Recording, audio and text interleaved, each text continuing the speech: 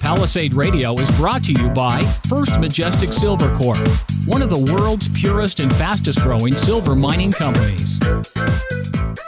Welcome back to another episode of Palisade Radio. This is your host, Colin Cattell. On the line with us today is a truly fascinating and brilliant individual. He's a Canadian scientist and the former president of Greenpeace Canada. Today he's far from what one would consider a Greenpeace environmentalist and is very pro on forestry, biotech, and even the use of chemicals for many applications. Greenpeace has stated that he is a paid spokesman for the nuclear industry, the logging industry, and genetic engineering industry.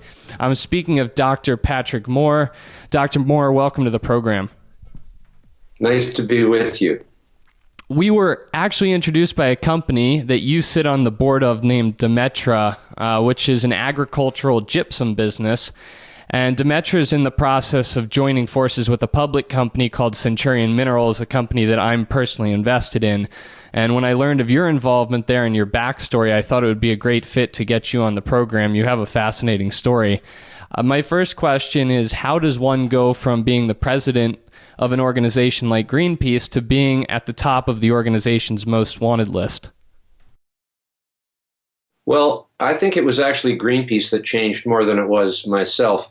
I started with Greenpeace in 1971. I was a PhD student at the University of British Columbia in ecology, a word that was not really known by the general public until the early 70s.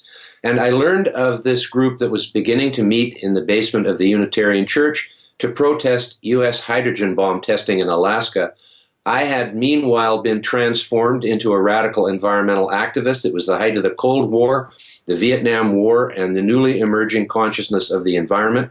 So I sailed on that boat after helping plan the voyage for 6 months, and that ended up being Greenpeace. And after that, I got my PhD and spent 15 years full-time in the top committee of Greenpeace, the last 6 years as one of 5 directors of Greenpeace International, and campaigned around the world. I led many of the campaigns against the killing of whales and the dumping of toxic wastes, and against trophy hunting in the wilderness parks of Canada, and a whole lot of other campaigns. But as Greenpeace went along, it started as Greenpeace, the peace being the concern for nuclear war and trying to prevent it. In other words, to save civilization. So we had a fairly strong humanitarian orientation in those early years. By the time I left, the peace had pretty well been dropped, and now the human species was being characterized as the enemy of nature, as if we were separate from the environment and not really part of the natural world, which we are, of course. We evolved along with all the other species on this planet, and we are one with the rest of life on Earth. And to teach our children that we are the only sort of evil species is just a bit too much like original sin for me. So at an overarching level, that's why I had to leave. But then I hadn't left yet. I was thinking about it for a few years. I hadn't left yet when my fellow directors decided we should start a campaign to ban chlorine worldwide. And this is when I realized that they had lost touch with science and logic and reality, that even though chlorine can be toxic, it's also the most important element for public health and medicine. And they simply wouldn't accept that. And that, to me, highlighted the fact that they didn't care about people anymore if they didn't care about the most important element for public health and medicine. So that was the sharp end of the stick that made me have to leave. And I went peacefully. I explained why I was going. And it wasn't 2 years later when I ended up being on the opposite side of a number of issues with Greenpeace, and the rest is history. Well, you've also authored a book titled Confessions of a Greenpeace Dropout, The Making of a Sensible Environmentalist. I can't wait to get my hands on a copy of that and get the full story behind your transition from president of Greenpeace to where you are now. But because we're on limited time, I want to kind of have a fun exercise here and go through and debunk some of the common misconceptions that people have about keywords, things that sound bad on the surface, but with a little bit more explanation and thought, such as chlorine, make a lot more sense than it does to get rid of. So let's start with nuclear power. That's a big thing we talk about on the program. I think most of our listeners are pro-nuclear power, but it sounds scary. We just had the Japanese meltdown a few years ago. Why should people Why should Greenpeace be pro-nuclear? Well, my belief is that we made a huge mistake back in the day to basically lump nuclear energy in with nuclear weapons as if everything nuclear and to do with radiation is evil, whereas we should have put nuclear energy in with nuclear medicine, which is a hugely important and beneficial use of nuclear technology, as is nuclear energy.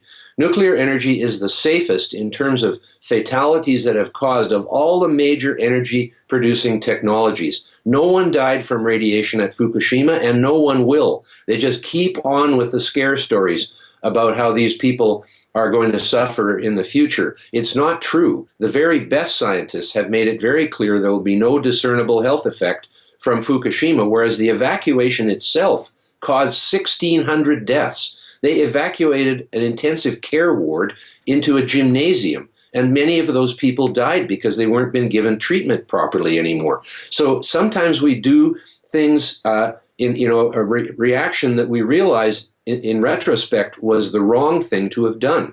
Those people would have been better off left in their homes, and even so at Chernobyl, where they evacuated 340,000 people, and the social destruction that that caused in terms of murder and suicide and drug addiction and alcoholism and social, breakdown in those people by being put in huge tenement blocks around Kiev was far more than the undetectable impact from the radiation that they all received, because it wasn't high enough to kill anybody. And as long as radiation doesn't kill you at the time, you are liable to recover from it more than not, because your body can heal itself from burns, which is basically what radiation does.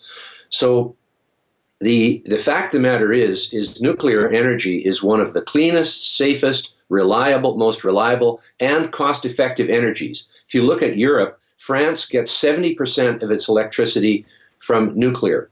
Their electricity cost is about half of Germany's, which is phasing out nuclear and going into wind and solar in a huge way, which has tripled the price of electricity in Germany over what it was before they went into this program. In the same time, because the wind and solar need backup when they're not working, they're building more coal plants, and now Germany's carbon dioxide emissions are going up. I mean, I'm not one who's concerned about increases in CO2 in the atmosphere, because that's what's making all the crops and plants and trees grow faster now than they did way down at 280 parts per million, which was basically starvation levels. Even at 400, which it's at now, it's at starvation. So my rationale for nuclear is not about climate change. It's just about having this fantastic technology doing a really good job of producing electricity 24/7.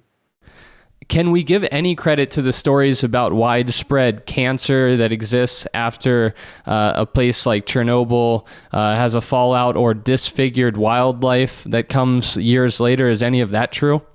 No, it's not. As a matter of fact, that entire large area that was depopulated because of the evacuation is now like a national park or a wilderness area. There's 100 timber wolves living in there because the people have gone. And now nature has basically taken the place back. There is no deformities. There is no evidence of increased cancer that would be caused by radiation in the 340,000 people that were evacuated. It is all made up scare stories, as I believe the World Health Organization. They say 56 fatalities can be attributed to Chernobyl, and most of those were fighting the fire right at the scene. They got overdosed with radiation as a result. But that's the only nuclear accident that has killed civilians or people in general. No other nuclear plant accident has killed anyone. Not 3 Mile Island, not Fukushima. Only Chernobyl. And Chernobyl was a stupid design reactor that the Soviets built in the Cold War and cookie cut it all over the former Soviet Union behind the Iron Curtain, where Western nuclear scientists had no say in what Russia was doing. And they built about 25 of these Chernobyl-style reactors, one of which blew up because they were doing an experiment. It wasn't even during normal operating procedure. A bunch of engineers came in to do an experiment, told the operators to shut off the safety systems. During the experiment, the reactor went critical, and that was the flaw in its design. It could go critical, unlike any of the other reactor designs in the world.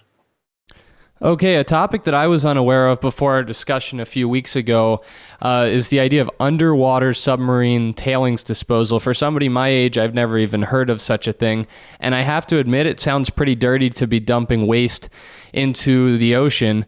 Obviously, what is done now in the mining world is you have these massive tailings ponds, which aren't ideal either. What can you tell us about underwater submarine tailing disposal?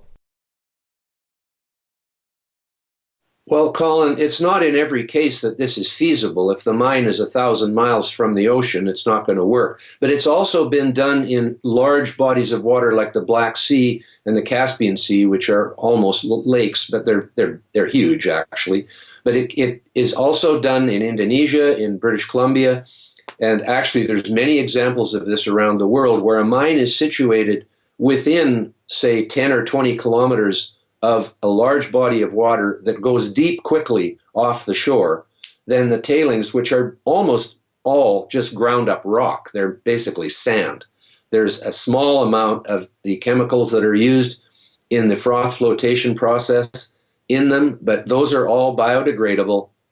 And they, of course, they're not just dumping totally toxic stuff into the water. That would not be allowed. But under those circumstances where it's possible, it is a much safer way to dispose of the remains from getting the ore out, getting the metals out of the ore. And it was used on northern Vancouver Island in an inlet close to where I grew up called Rupert Inlet, and it worked extremely well there. And actually the crab and prawn fisheries went on throughout the whole process without interruption and without any problem.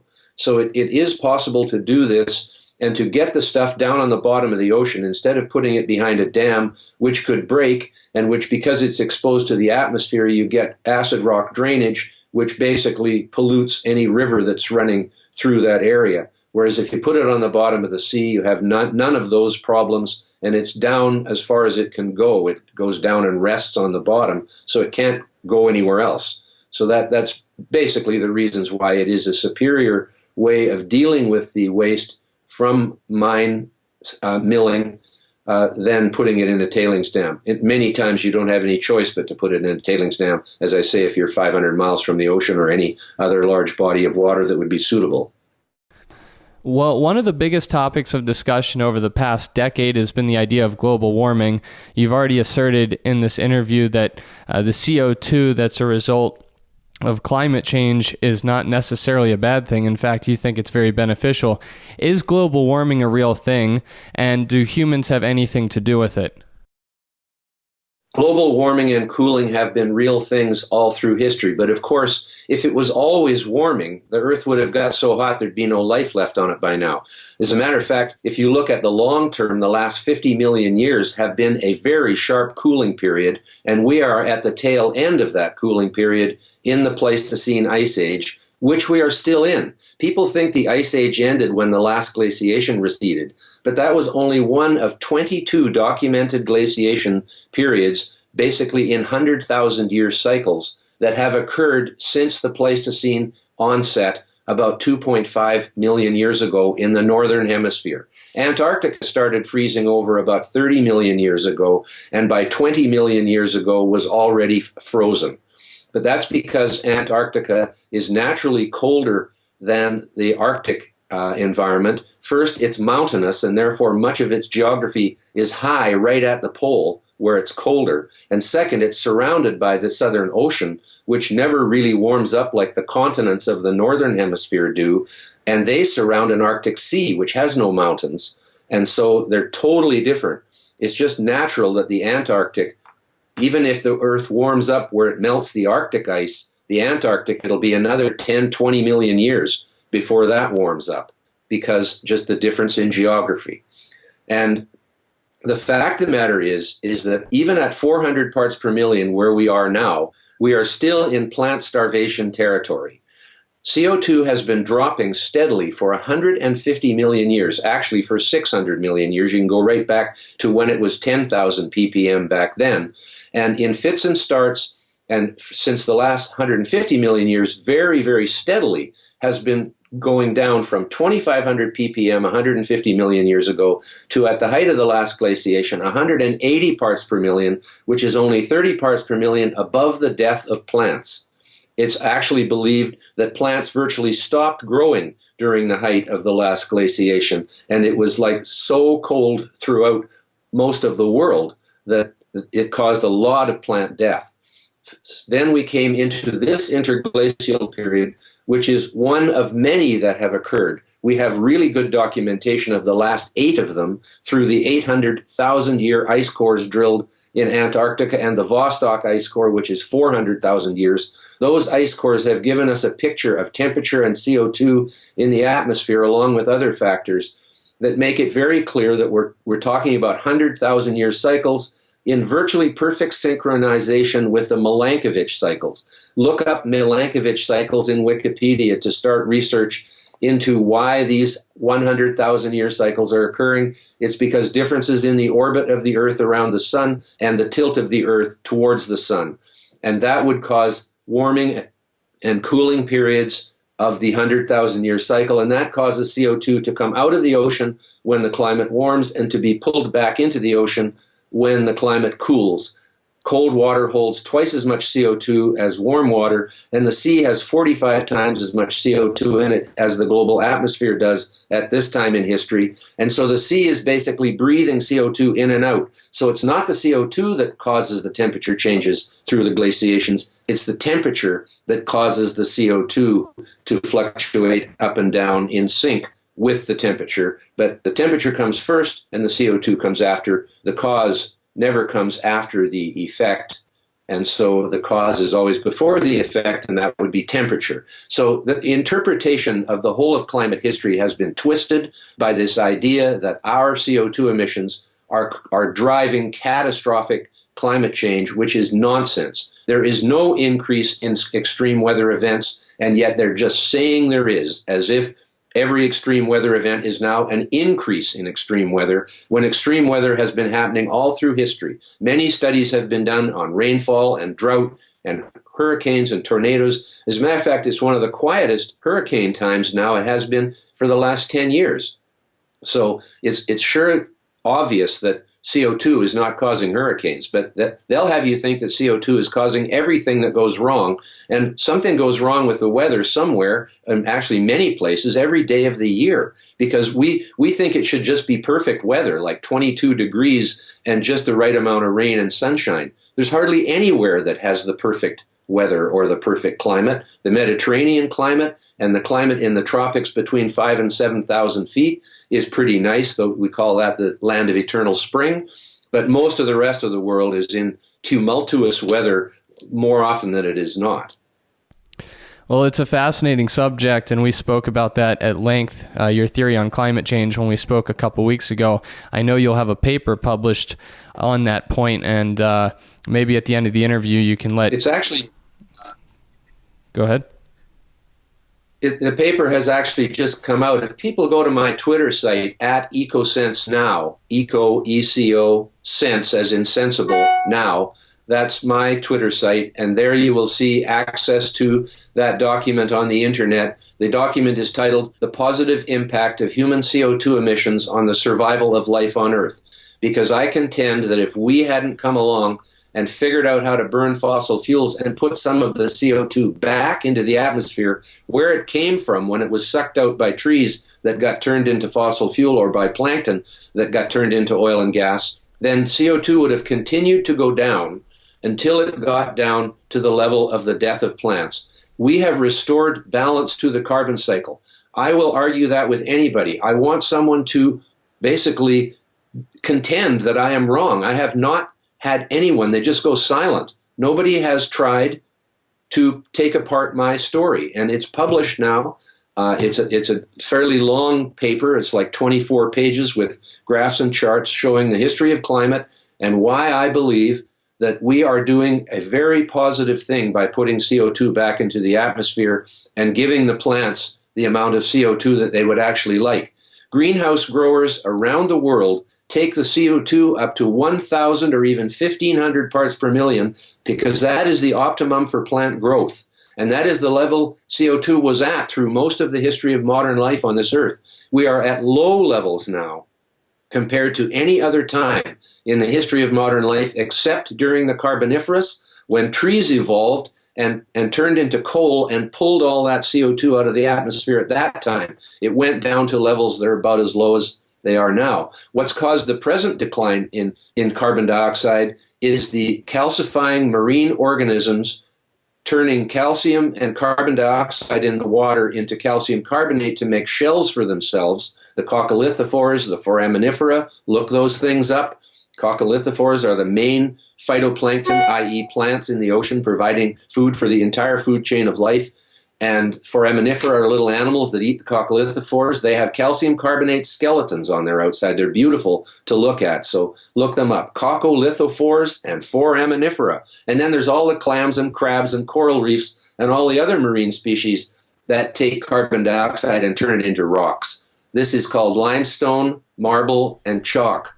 And there's 100 million billion tons of it have been taken out of the atmosphere and put into rocks where they are no longer cycling through the carbon cycle. We are restoring balance to the carbon cycle, and hopefully we'll take it up to the 800 to 1,000 ppm. That is what plants really want. It will improve all our growth of all our crops, our trees, and wild nature as well. Well, I can only imagine that your paper is going to raise a few eyebrows. It's very different than the going consensus. I want to touch on one more heated topic, which is Monsanto, probably the most hated corporation in the world by environmentally conscious people. GMO crops, the use of chemicals and pesticides for agriculture.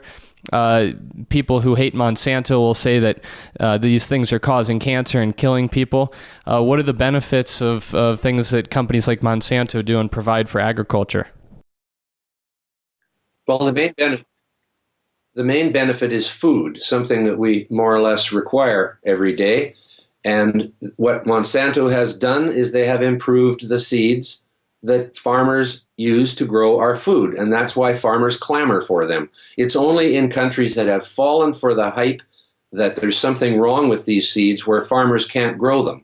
Where they are available, farmers buy them, and to the extent of 90% of whatever crop it is, cotton in India, corn in the Philippines, soybeans in the United States, you'll find that about 90% of the seeds are GMO, because that's what farmers want, because it's better for productivity, better for protecting their crops from insects, better for reducing the problem of weeds, which is a huge problem, especially in the southern U.S., where pigweed, for example, is almost impossible to control otherwise. So if you were a farmer, you would understand why farmers do what they do. But people in cities in penthouse condominiums think they know more about farming than the people who are actually growing the food for them.